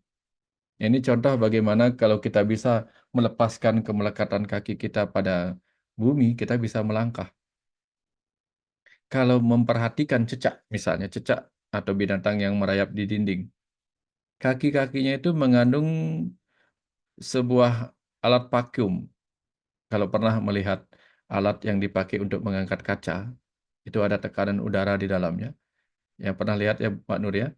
Nah, ada alat yang seperti vakum itu di dalamnya. Begitu ditekan, nanti dia melekat, ditempel, sehingga kaca bisa terangkat. Nah, kaki-kakinya cecak atau eh, tokek itu memiliki seperti itu. Tapi kalau dia lengket, dia nggak bisa gerak. Maka dia tahu kapan melepaskan itu, kapan menarik dinding itu sehingga dia bisa menempel di situ. Kalau dia melekat, dia nggak bisa jalan lagi. Makanya orang-orang yang ingin membunuh tikus, membunuh hewan-hewan merayap itu misalnya, dia pasang lem di situ. Kalau dia dipasangin lem, dia melekat, nggak bisa kemana-mana dia di situ. Nah, inilah bahayanya kemelekatan. Jadi kalau kita ingin terus-menerus bisa mengikuti perjalanan ruang dan waktu, kita harus berani melepaskan kemelekatan. Karena kemelekatan itu menderitakan. Nah, bayangkan kalau kelopak mata kita tuh melekat satu sama lain. Misalnya ketika mata kita merah, lalu nanah-nanah yang keluar dari mata kita yang infeksi itu membuat kelopak mata kita melekat. Kita nggak bisa ngelihat apa-apa lagi. Tapi begitu lem alami yang berupa kotoran itu kita hilangkan, maka kita bisa membuat mata kita terbuka kembali untuk bisa melihat semuanya dengan baik. Nah, sama juga kalau telinga kita itu ada cairan nanah di dalamnya yang membuat tulang-tulang pendengaran kita melekat satu sama lain. Itu kita menjadi tuli sementara sampai kemelekatan itu hilang dan telinga kita bisa bergetar sebagaimana biasanya tulang-tulangnya. Di situ kita bisa mendengar kembali secara normal. Nah, ini berbagai bentuk bahayanya kemelekatan, berbagai penderitaan yang bisa disebabkan oleh kemelekatan. Nah, termasuk ketika kita mempunyai benda kesayangan, melekat kepada benda itu, nanti kapan benda itu hilang, kita akan sangat menderita oleh rasa kehilangan itu. Inilah ajakan supaya kita tidak terlalu melekat kepada apapun. Ya, melekat kepada kebencian, kepada dendam, kepada kesedihan itu berbahaya sekali. Banyak orang menderita karena itu. Nah, kira-kira seperti itu sih, Mbak Nur. Ya, penjelasan tambahannya. Ya. Makasih Pak. Bagaimana mungkin masih ada sahabat-sahabat di sini yang bergabung dengan saya di ruang. Mungkin ada yang ingin melakukan pertanyaan? Arkam? Oke, kami persilakan dulu ke Hairul Fajri katanya. Sementara Aan juga lagi menyusun apa yang ini. Kami persilakan Hairul Fajri. Baik, Assalamualaikum warahmatullahi wabarakatuh. Saya Herul Fajri Anwar dan pertanyaan saya ini datang dari kehidupan pribadi saya. Ketika pada awalnya saya sangat tidak peduli dengan orang lain, sampai pada saat hal itu berdampak buruk bagi diri saya karena terlalu memikirkan apa yang orang lain pikirkan tentang saya. Sampai kemudian saya mengubah pola pikir saya terkait dengan hal tersebut, menjadi orang yang tidak peduli dengan orang lain. Nah, meskipun pada umumnya paradigma tidak peduli adalah hal yang salah, tetapi hal tidak peduli ini berdampak baik bagi diri saya. Nah, pertanyaan di sini Pak, apakah tindakan yang saya ambil ini sudah benar? Baik, itu saja. Ya, terima kasih Mas Hairul Fajri. Ini pertanyaan bagus dan sangat relevan dalam kehidupan kita sehari-hari. Ya, kadang kita perlu untuk tidak peduli pada apa kata orang. Ada saatnya kita perlu demikian. Tapi ada saatnya kita perlu peduli pada apa kata orang. Kalau itu membuat kita menjadi mau berbenah diri, memperbaiki diri, itu bagus. Tapi kalau kita terlalu peduli pada apa kata orang, nah, saya mungkin kasih ilustrasi ya. Ilustrasi tentang kisah Nasaruddin Hoja. Mungkin sering dengar ya, Nasaruddin Hoja. Nasaruddin Hoja itu suatu kali pergi ke pasar yang tempatnya lumayan jauh dari rumahnya, melewati beberapa desa gitu. Ya, melewati beberapa desa untuk menuju kota di pasar. Jadi dia bersama anaknya, bersama keledai membawa beberapa karung di tubuh keledainya. Mereka jalan berdua. Mereka jalan, keledainya jalan juga. Nah, ketika melewati sebuah desa, ada orang yang bertanya, kamu mau ke mana, Nasruddin? Gitu. Di sini Nasruddin bilang, kami mau ke kota. Wah, itu kamu bodoh sekali. Kenapa kamu tidak naikkan anakmu? Kasihan anakmu jalan jauh ke kota. Itu keledai kan memang untuk dinaikin. Setelah mendengar itu, peduli dengan apa kata orang, si Nasruddin menaikkan anaknya ke atas tubuh keledai. Sambil mereka jalan terus, gitu, jalan terus. Suatu ketika ketemu lagi dengan orang lain. Orang lain itu bertanya, kamu mau ke mana? Oh, saya mau ke pasar di kota. Lah, kenapa kamu biarkan anakmu yang naik? Kan kamu lebih tua. Anakmu tidak hormat kepada kamu sebagai orang tua, malah dia yang naikin keledainya dan kamu jalan. Mendengar kata itu tukarlah posisinya. Si Nasruddin yang naik keledai dan si anaknya disuruh jalan. Nah, kemudian ketemu lagi di tempat yang lain, orang yang lain menilai dia aneh. Kamu itu nggak ada rasa rasa tanggung jawabnya sebagai seorang ayah kepada anak. Kamu biarkan anakmu jalan dan kamu enak-enak di atas keledai. Ayah seperti apa kamu? Mendengar penilaian begitu, kemudian si Nasruddin kemudian menaikkan anaknya ikut. Nah, sehingga mereka berdua memberi ban yang lumayan kepada si keledai. Jalan terus, di desa berikutnya ada lagi yang komen, kamu ngapain itu nggak kasihan sama keledainya? Sudah bawa beban berdua karung kiri kanan, kamu naikin pula berdua. Nah, tidak ada sifat manusiawinya kamu. Lama-lama mendengar itu kemudian mereka jengkel, lalu keledainya yang digendong oleh Nasruddin. Jadi ini sebuah pesan cerita bahwa apa? Kalau kita terlalu mempedulikan apa kata orang, hidup kita menjadi bingung, gelisah oleh penilaian orang lain. Tapi kalau kita juga benar-benar acuh atau tidak acuh, tidak peduli dengan apa kata orang lain, ini juga berbahaya. Kadang orang lain ingin mengingatkan kita, ingin membuat kita lebih baik, kita nggak peduli, ini juga berbahaya. Nah, sehingga selalu ada pembelajaran di mana kita harus mencapai apa yang disebut sebagai titik tengah. Titik tengah yang membatasi kita kapan peduli dengan apa kata orang lain, kapan tidak peduli dengan apa kata orang lain. Sehingga kalau orang lain memberi kita masukan yang bermanfaat, maka kita harus mempedulikan itu. Jika orang lain hanya sinis, hanya nyinyir, hanya membuli kita, ya udah abaikan saja. Karena orang lain akan selalu seperti itu. Ketika kita miskin, kita diejek. Ketika kita kaya, kita juga diejek. Ya, diirikan gitu. Mereka iri ketika melihat kita kaya, ketika kita miskin, kita dibully. Nah, ada banyak orang seperti itu. Kita harus tahu kapan mengabaikan mereka dan kapan mempedulikan mereka. Ya, kira-kira seperti itu, Mas Hairul. Hanya perlu proses pembelajaran agar bisa menemukan titik tengah seperti itu. Ya, jangan terlalu peduli, jangan juga terlalu tidak peduli. Ya, sama pentingnya kedua-duanya itu. Peduli dalam batas tertentu, tidak peduli dalam batas tertentu itu penting sekali untuk membuat kita tetap menjadi diri kita sendiri yang semakin lama semakin baik. Kira-kira seperti itu. Silakan Mbak Nur dilanjutkan lagi pertanyaan Anda tadi. Ya, baik Pak. Ini sebenarnya juga pertanyaan yang pernah dialami oleh anak saya sendiri sampai menimbulkan pertanyaan pada diri saya ya. Anak saya pernah melalui perjalanan untuk menempuh sebuah pemahaman-pemahaman, diantaranya adalah agnostik gitu. Agnostik dan berbagai macam pemahaman, juga pernah masuk ke dalam ateis gitu. Nah, itu saya tidak tahu bahwa dia menempuh perjalanan seperti, tapi ternyata malam hari ini, tepat hari ini, jam ini saya berpikir, kenapa, apakah perjalanan agnostik dan ateis itu suatu perjalanan apa ya, yang tadinya kan kita pandang sesat itu atau bagaimana, apakah dia juga merupakan suatu rangkaian dari proses-proses yang tadi Bapak katakan, bahwa ada kebenaran ini sebenarnya adalah suatu puing-puing yang turun ke bumi ini menjadi pembenaran-pembenaran itu. Apakah dia masuk dalam salah satu pembenaran itu, Pak?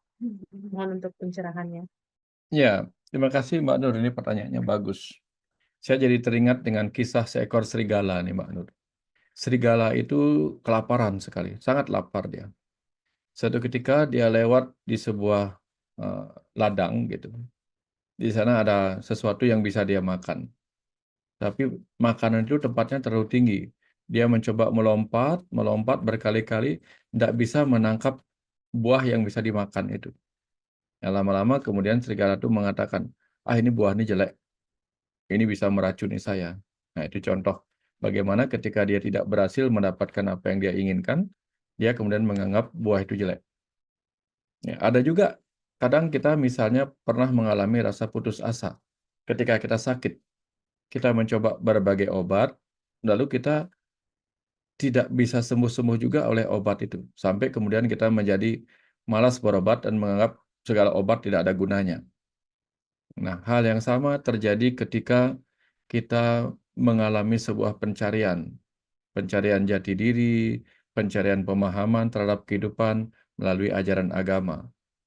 Tetapi ketika akhirnya apa yang dijanjikan oleh ajaran agama itu tidak membuat kita menemukan apa yang kita cari, bahkan justru mengalami ketersiksaan oleh ajaran agama itu.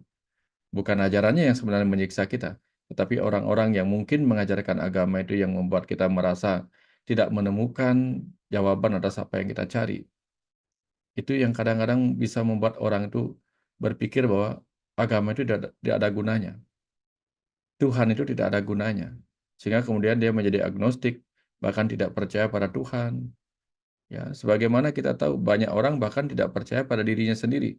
Karena ketika apapun yang dia lakukan, dia malah dibully. Sudah benar tetap dibully, sudah mencapai sukses juga tetap dibully. Akhirnya orang tidak akan percaya pada dirinya sendiri.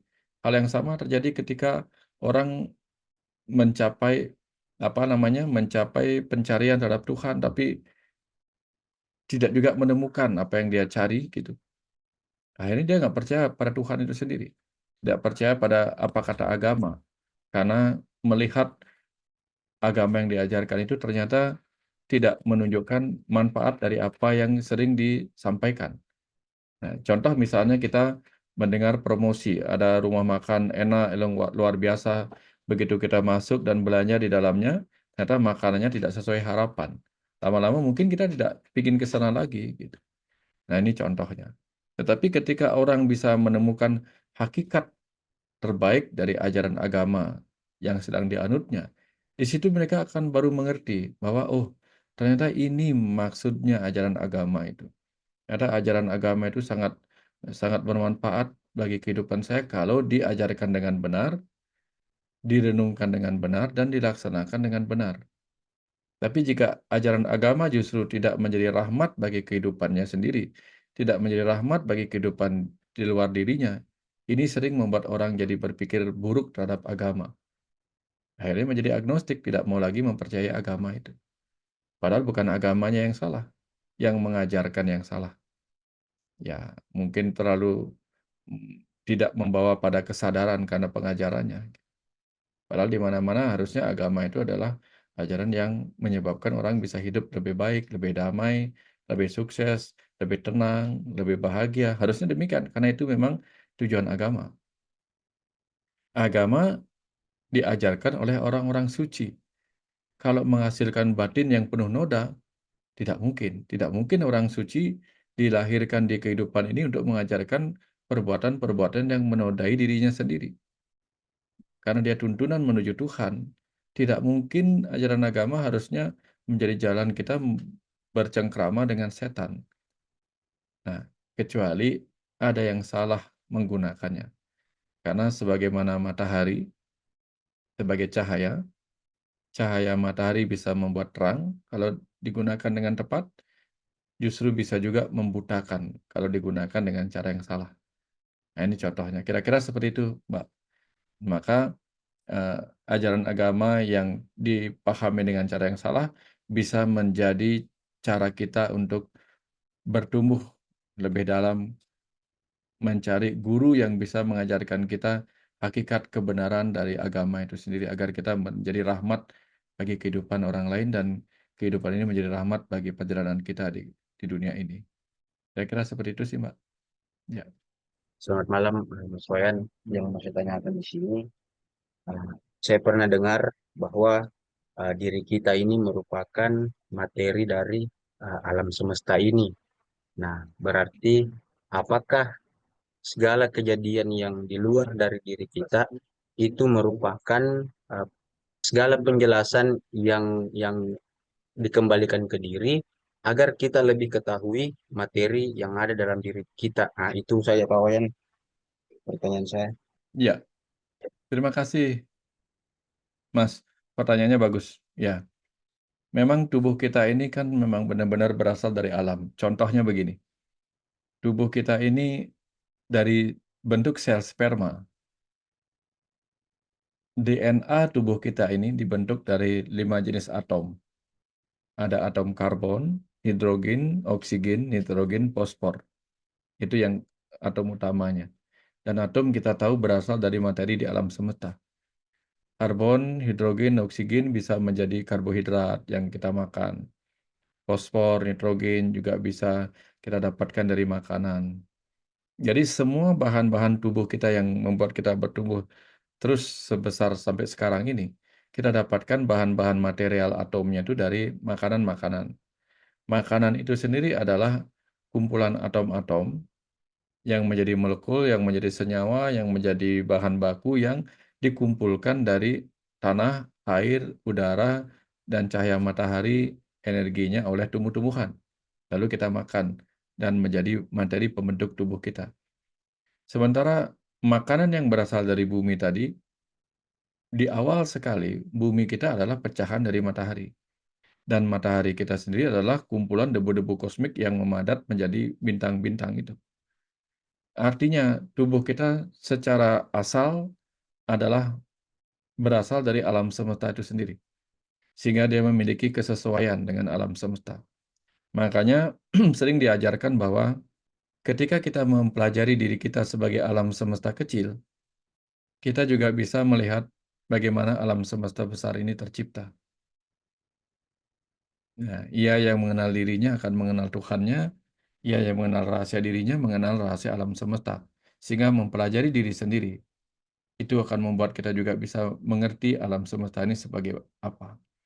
Karena berada di dalam tubuh yang kecil ini, ibarat kita mencicipi sesendok air laut. Begitu kita mengerti rasa sesendok air laut, kita mengerti rasa air lautan itu sendiri, sebesar itu.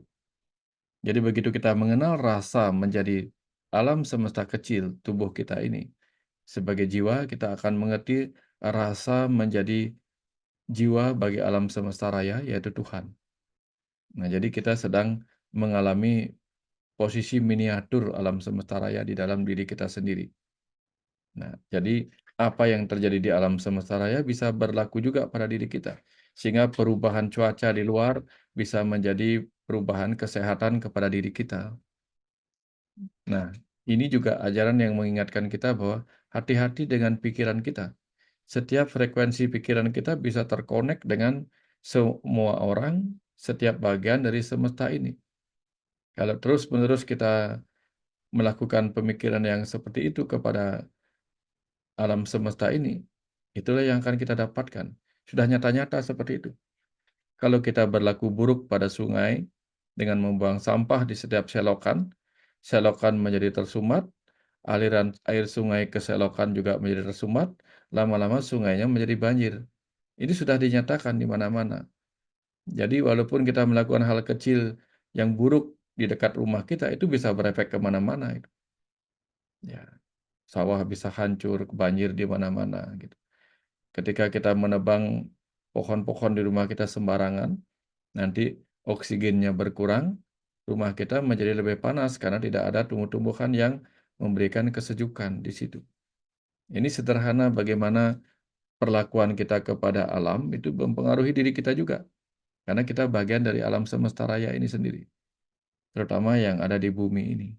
Nah, kira-kira seperti itu sih, Mas, keterkaitan kita dengan alam semesta raya ini. Baik, Pak. Apakah masih bisa kita lanjut, Pak? Karena saya lihat waktunya udah lewat 5 menit dan Ya, 1 jam setengah. mungkin satu pertanyaan lagi kalau masih ada. Kalau enggak, kita akan tutup ya. Ya. Oh, Ada Mbak. silakan dari Nur Armi. Nur Armi. Silakan Nur Armi. Iya, terima kasih Bunda. Ya, Bismillahirrahmanirrahim. Assalamualaikum warahmatullahi wabarakatuh. Iya, salam kenal Pak Mustika. Eh, Iya, mungkin pertanyaan saya mungkin lebih mengarah ke apa ya? Dari pengalaman hidup sih Pak. Mungkin dari pengalaman selama berproses di sejauh ini, bagaimana perjalanan spiritual diri saya. Kan apa ya? Manusia tuh kan apa ya istilahnya kayak eh, egois ya gitu. Ada sifat di mana mereka eh, egoismenya itu terlalu tinggi. Misal begini, ketika kita sudah tahu satu ilmu dan paham ataupun mengerti, kita tuh merasa eh, kita paling bener deh di sini gitu kan. Bukan hanya eh, bukan hanya kita, tapi mungkin setiap individu pasti ada rasa seperti itu. Mungkin dalam hal apapun, entahkah dalam suatu bidang ilmu apapun intinya yang mereka kuasai lah. Nah, kita tuh kadang merasa paling benar atau merasa paling tahu dalam hal itu. Jadi sehingga ketika kita mungkin bertemu atau misalnya berdiskusi atau berkomunikasi dengan orang-orang lain, mungkin kita tidak secara terbuka gitu menerima pemikiran mereka karena kan lagi-lagi kembali ke sifatnya manusia sendiri bahwa kita paling tahu atau misalnya kita yakin nih bahwa yang kita dapatkan itu udah yang paling benar. Nah, itu susahnya kita sebagai manusia juga. Nah, mungkin dalam eh, apa menyikapinya ini seperti apa? Karena kan saya mungkin yakin juga mungkin ada beberapa sahabat-sahabat yang mungkin pernah merasakan hal seperti ini atau misalnya pernah berada di satu ini termasuk saya juga karena gini misalnya saya nih gitu kan tiba-tiba menjelaskan sesuatu yang apalagi kalau soal agama nih ke orang tua gitu kan menjelaskan oh ternyata gini-gini tuh di Al-Quran paling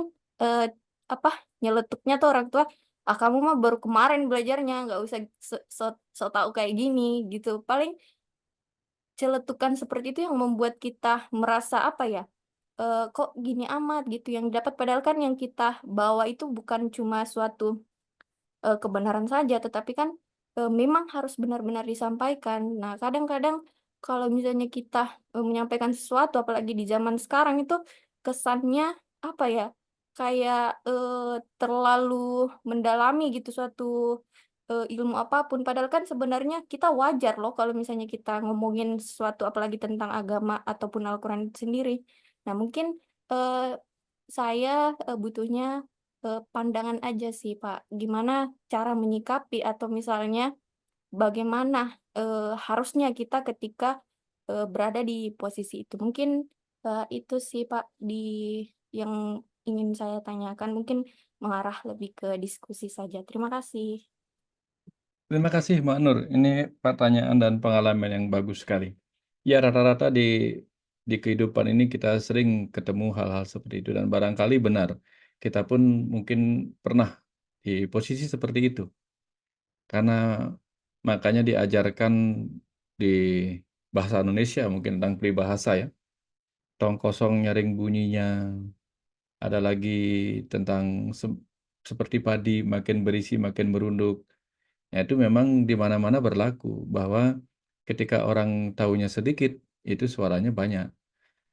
Ketika orang semakin berisi, dia semakin merunduk. Nah, ketika kita memahami ilmu-ilmu baru, Disitulah kemudian kita harus hati-hati memberitahukan kepada orang lain yang mungkin beberapa itu seringkali merasa dirinya sudah tahu. Nah, makanya sering dikatakan bahwa di kehidupan ini ada beberapa jenis orang. Satu, ada orang yang tidak tahu dirinya tidak tahu. Nah, pada orang seperti ini kalau kita sampaikan pemahaman yang baru, dia akan nolak. Karena dia merasa dirinya lebih tahu dari kita. Hanya berdasarkan usia lebih tua, masa hidup lebih lama, dikiranya mereka sudah paham lebih banyak. Terus yang tipe kedua adalah orang yang tahu dirinya tidak tahu. Nah, ini lebih bagus ini. Sehingga ketika kita bertemu orang yang tahu dirinya tidak tahu, nah ini kita bisa memberitahu sesuatu yang dia butuhkan. Orang yang ketiga adalah orang yang tidak tahu dirinya tahu. Nah, ini beberapa orang bisa kita temui. Dia sebenarnya tahu, tapi dia tidak tahu bahwa yang dimaksudkan itu adalah apa yang sebenarnya dia sudah ketahui. Nah, ini lebih mudah kita memberitahunya. Kadang-kadang kan ada orang yang tahu bendanya tapi tidak tahu namanya. Jadi dia tidak tahu bahwa dirinya tahu benda itu, yang namanya yang dimaksudkan seperti itu. Nah, ini tinggal kita konfirmasi aja. Oh, begitu dia karena terkonfirmasi, disitulah dia menjadi tahu dirinya tahu. Ini tipe keempat. Nah, jadi yang tipe pertama itu yang paling sulit diberitahu, yaitu orang yang tidak tahu dirinya tidak tahu, makanya tidak mau diberitahu hal-hal yang kita ketahui. Nah, ajakannya adalah selalu hati-hati untuk memberitahu kepada orang-orang yang belum tahu ingin tahu, apalagi yang tidak tahu dirinya tidak tahu, yang seringkali tidak mau tahu. Tetapi ketika kita bertemu orang yang sudah banyak pengetahuannya, banyak ilmunya, di sini biasanya dia seperti Pak Tinosidin, mungkin di zamannya Mbak Nur masih ada ya, apa tidak ada Pak Tinosidin itu. Jadi Pak Tinosidin itu jago gambar. Siapapun yang mengirim gambar kepadanya akan disebut bagus, karena dia pernah mengalami masa di mana dia juga seperti anak kecil yang tidak bisa menggambar dengan baik, tapi semua dia bilang bagus sebagai motivasi. Nah, begitulah orang yang ilmunya sudah banyak akan mengerti bahwa apapun yang diketahui orang adalah salah satu versi dari pengetahuan itu sendiri. Semakin banyak kita mengetahui versi-versi pengetahuan, maka kita akan menemukan pengetahuan yang lebih utuh lagi. Nah, kelemahan orang tua seringkali memang seperti itu. Banyak orang tua yang tidak tahu dirinya tidak tahu. Sehingga ketika anaknya bicara, kamu kayak mau ngajarin orang tua dan sebagainya. Akhirnya si anak menjadi tidak percaya diri untuk menyampaikan hal-hal baru. Nah, kira-kira seperti itu. Jadi, nggak ada yang salah. Orang tua tidak salah, kita juga tidak salah, tetapi hanya perlu hati-hati untuk besok-besok menyampaikan sesuatu kepada orang. Lihat dulu tipe orangnya. Ini jangan-jangan nanti merasa diajarin, nanti dikira kita mau membuang garam ke lautan, gitu. Mau menggarami lautan. Padahal maksud kita hanya memberitahu, gitu. Kalau saya sendiri tidak seperti itu sama anak-anak di rumah, karena mereka kadang lebih tahu dari apa yang kita ketahui. Di zaman-zaman yang semakin maju ini saya sering bertanya pada anak-anak muda, karena banyak teknologi-teknologi baru yang saya juga nggak paham. Tapi karena saya terbuka pada ilmu-ilmu baru, saya selalu yakin bahwa banyak hal yang saya tahu di masa lalu, sekarang bukan pengetahuan lagi. Pasti ada pengetahuan baru yang harus saya belajar dari anak-anak muda yang jauh lebih hebat. Saya banyak ketemu orang-orang tua yang bahkan mau belajar dengan tulus, terbuka kepada anak-anak muda. Banyak di Bali seperti itu. Jadi tinggal pilih-pilih aja. Kira-kira seperti itu, Mbak Nur. Terima kasih banyak, ini pertanyaannya bagus sekali. Silakan Agrian ya, Pak Agrian, kalau ada yang mau disampaikan, tanyakan silakan. Baik, terima kasih Pak Wayang Mustika atas kesempatannya, di mana kali ini kita membahas tentang kesadaran dan kebangkitan, di mana kesadaran dan kebangkitan itu tidak bisa ada ketika masih adanya ego, di mana ego penghalang bagi kebangkitan karena ia mengutamakan pemisahan dan identitas individual. Apakah perlu menaklukkan atau memahami ego untuk mencapai kesadaran yang lebih tinggi? Terima kasih Pak Agrian. Ya, terima kasih pertanyaannya bagus sekali. Di YouTube saya membuat dua video, video tentang kesadaran. Jadi satu, kita harus mengenali apa yang disebut sebagai kesadaran tubuh dan kesadaran ego. Sehingga kita tahu kapan kita menghentikan atau mengendalikan gerak tubuh kita, kapan kita secara sadar bisa mengendalikan ego kita. Lalu ada video tentang kesadaran pikiran, kesadaran jiwa, dan kesadaran Tuhan. Nah, dari situ kita akan bertumbuh.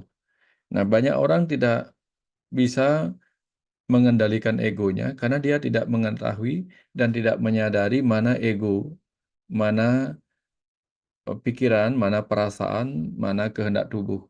Nah, disinilah kita perlu mengenal secara lebih mendalam tubuh, pikiran, ego, perasaan, jiwa, dan ruh, dan seterusnya itu. Sehingga kita bisa semakin meningkat dalam kesadaran kita. Nah, banyak orang karena jangankan kesadaran pikiran atau kesadaran jiwa, bahkan ego pun tidak disadarinya, sehingga hidupnya dikendalikan oleh reaksi-reaksi ego, sehingga menjadi orang yang egoism. Jadi orang yang dikendalikan oleh reaksi-reaksi egonya.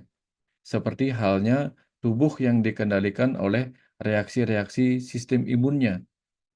Seperti orang yang mengalami ALS karena sistem imunnya berlebihan, tubuhnya menjadi kadang gatal-gatal, menjadi autoimun. Itu artinya tubuhnya dikendalikan oleh reaksi sistem imunitasnya. Kalau pikiran dikendalikan oleh reaksi-reaksi ego, dia menjadi egoisme, menjadi orang yang sifatnya reaktif sekali.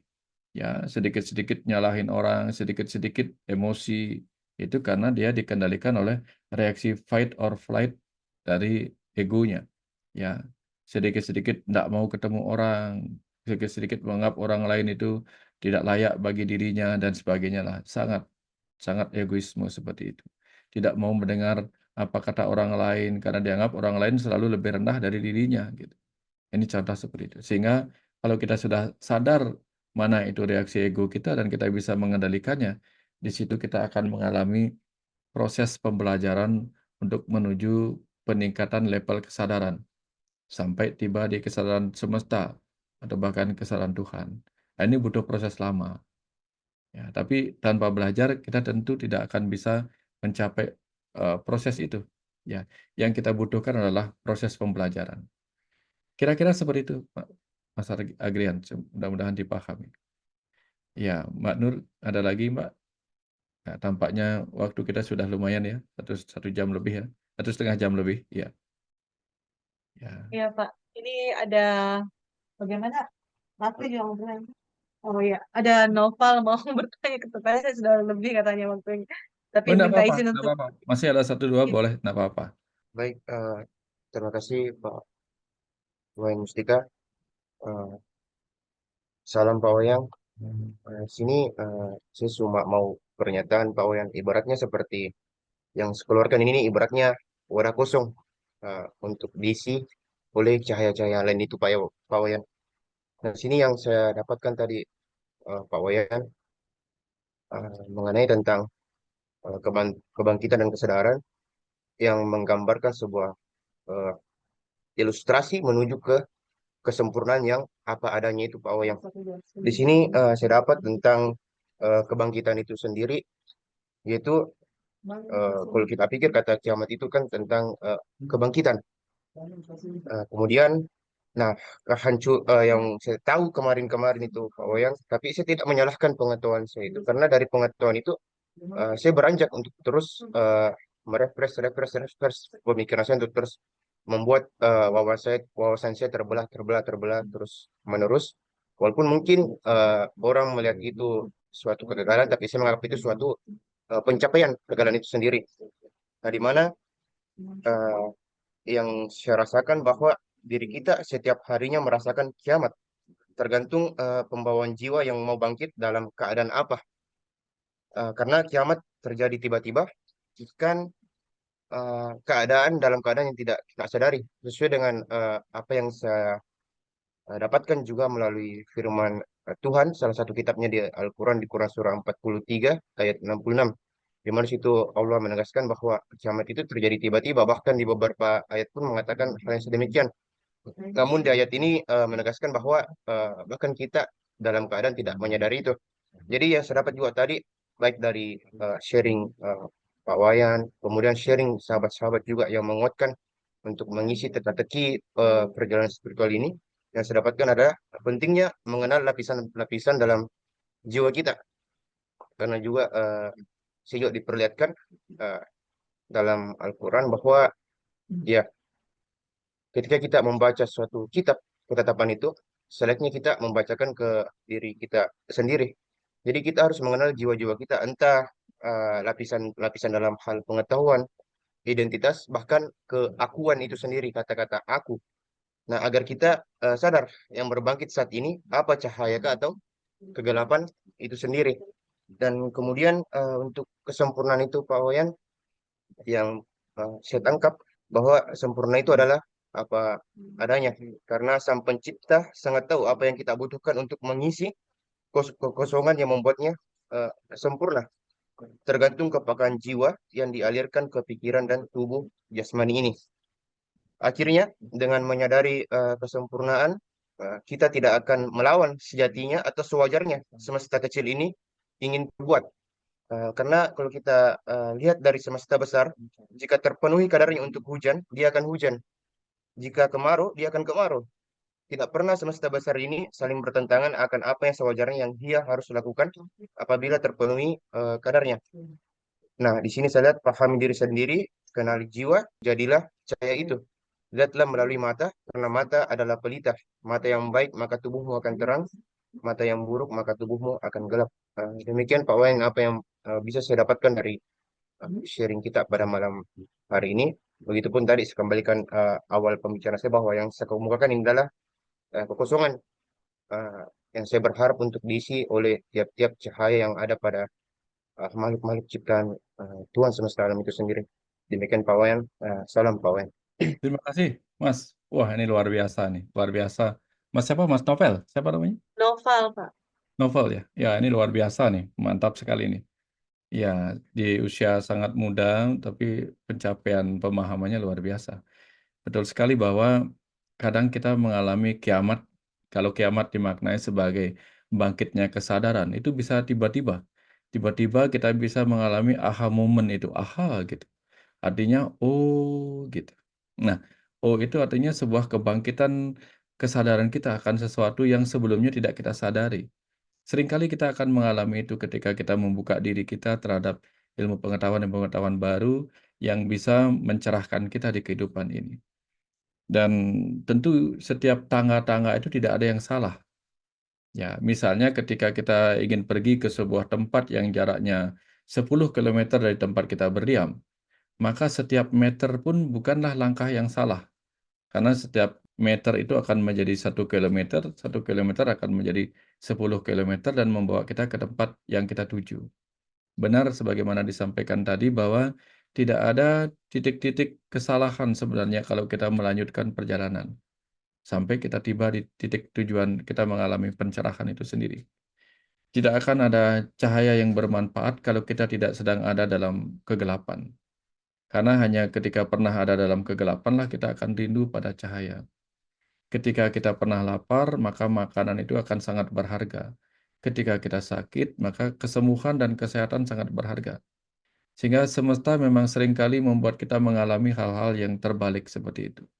Kapan kita bisa menerima semuanya dengan yang berbeda tadi dengan cara yang sama pada akhirnya, itulah yang disebut sebagai sampurna. Maka kesempurnaan adalah saat di mana kita bisa menerima suka dan duka, baik dan buruk, gelap dan terang, kurang dan lebih, sebagai bagian dari proses kita untuk mengenal hal-hal yang menyempurna itu sendiri. Karena kalau kita ingat nilai sempurna itu adalah nilai 10, 100, di sana ada angka 1 dan ada 0. 0 adalah ruang kosong, 1 adalah yang mengisi kekosongan. Sehingga angka sempurna itu adalah kosong yang berisi. Yaitu ketika kita mengucapkan kata O itu adalah angka kosong, Tapi di dalam angka O yang kita baca itu terdapat pemahaman. Jadi ketika kita paham sesuatu, kita akan mengucapkan O yang berisi pemahaman. Itulah kosong yang berisi. Itulah angka sempurna 1 dan 0. Itulah saat di mana kelebihan dan kekurangan menyatu, antara gelap dan terang menyatu, antara kabel positif dan negatif menyatu menjadi cahaya lampu.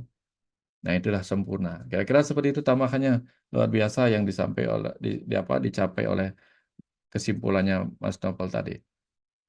Kita akan terus berkembang, bertumbuh dengan pemahaman-pemahaman yang terus baru, yang membaharu, karena di situ kita akan mendapatkan pencerahan yang lebih banyak lagi.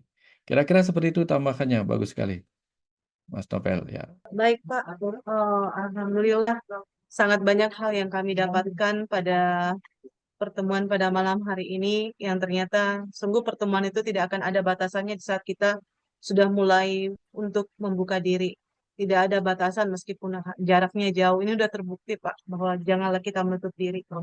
Kemudian yang malam ini yang betul-betul juga membuat kami terbuka. Tadi kami langsung ada suatu titik yang kami temukan kan selama ini kiamat itu kan pemikiran kita oke lah kebangkitan peradaban yang tiba-tiba berubah begitu, tapi jauh nilai hakikat yang paling dalam yang kami dapatkan tadi dari ayat kiamat datang tiba-tiba, yakni di saat tiba-tiba kita sadar akan sesuatu pemahaman sehingga muncullah kata oh itu, karena dia memang datangnya tiba-tiba. Lintasan-lintasan kesalahan itu tiba-tiba datang dalam huruf oh itu yang maksudnya ternyata Tuhan maksudkan itulah kiamat tiba-tiba. Sangat besar pembelajaran kami peroleh pada malam hari ini Pak.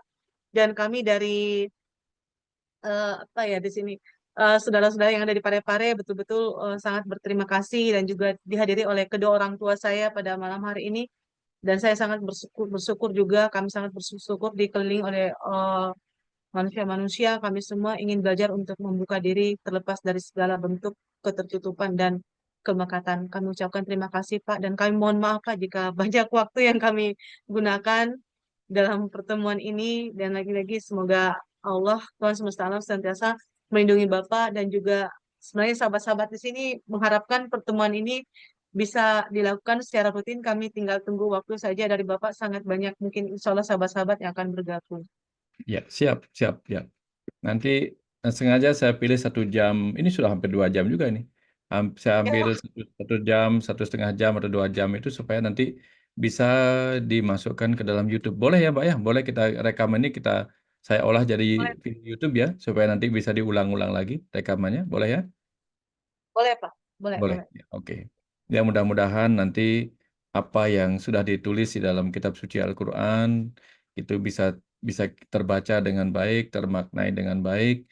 Ya, mungkin kalau saya salah memberikan penjelasan, tentu penjelasan saya adalah sebagian kecil dari apa yang mungkin dimaksudkan. Mudah-mudahan nanti ini hanya menambah khasanah pemahaman saja. Kalau ada benarnya, itu semata-mata milik Allah. Kalau ada yang salah, itu milik saya sendiri karena keterbatasan kemampuan saya. Mudah-mudahan semakin lama semua saudara-saudara di Parepare ini bisa mencapai Islami, ya, menjadi orang yang Muslim. Orang Muslim artinya orang yang mampu memberi rasa aman bagi kehidupan, bisa menjadi rahmat bagi yang lain, kemudian bisa menjadi Islam, mencapai kepasrahan yang mendalam, karena setelah menyadari bahwa segala kehidupan ini dikendalikan oleh kuasa Allah semata, dan kemanapun menghadap di sana ada wajah Allah, sehingga yang terjadi adalah kita bisa dengan mudah mencapai kepasrahan mendalam, mencapai Islami, dan melepaskan segala kemelekatan terhadap hal-hal yang bisa membuat kita menderita di kehidupan ini. Semoga semakin bertumbuh, ya, bisa menjalankan syariat, bisa masuk ke tarekat, bisa memahami hakikat, dan bisa merasakan dalam makrifatnya gitu, sehingga terus berkembang ya dalam kesadarannya, dari ilmu yakin menjadi ainul yakin, menjadi hakul yakin, bahkan mencapai isbatul yakin. Kira-kira seperti itu, mudah-mudahan semakin lama semakin mendalam apa yang dipahami. Kurang lebihnya saya mohon maaf kalau apa yang saya ucapkan dalam apa yang diajarkan di Islam ini mungkin jauh dari sentuhan sebenarnya begitu. Jadi mudah-mudahan apa yang saya ucapkan dalam istilah-istilah Islam itu menunjukkan bahwa saya juga menghormati ajaran yang saat ini sedang dipelajari, yang diwariskan oleh Nabi besar Muhammad Sallallahu Alaihi Wasallam. Mudah-mudahan para umat Muslim, saudara-saudara saya di Parepare bisa meneladani dan menjalankan apa yang beliau ajarkan dari ribuan tahun yang lalu. Kira-kira seperti itu, Mbak Nur, ya. Terima kasih banyak Ya, Pak atas waktunya. Dan ya, insya Allah Pak kami tunggu di Kota Parepare. Kita bisa ya, bertatap muka mudah-mudahan langsung. diberkahin waktunya ya. Nanti kita Amin. akan adakan Zoom seperti ini lagi. Ya, silakan kumpulkan pertanyaan-pertanyaan. Ya, mudah-mudahan nanti karena saya tidak baca Al-Quran gitu, silakan nanti cari-cari di Al-Quran padanan dari apa yang saya sampaikan. Ya, Siap. kalau ada yang salah mohon dimaafkan. Terima kasih ya. Terima kasih saudara-saudara, saudara-saudara Terima yang kasih. ya keluarga besar yang ada di Parepare. Semoga penuh berkah semua ya. Semoga Allah selalu senantiasa melindungi dan memberi berkah kesehatan, keselamatan buat kita semua. Terima kasih banyak.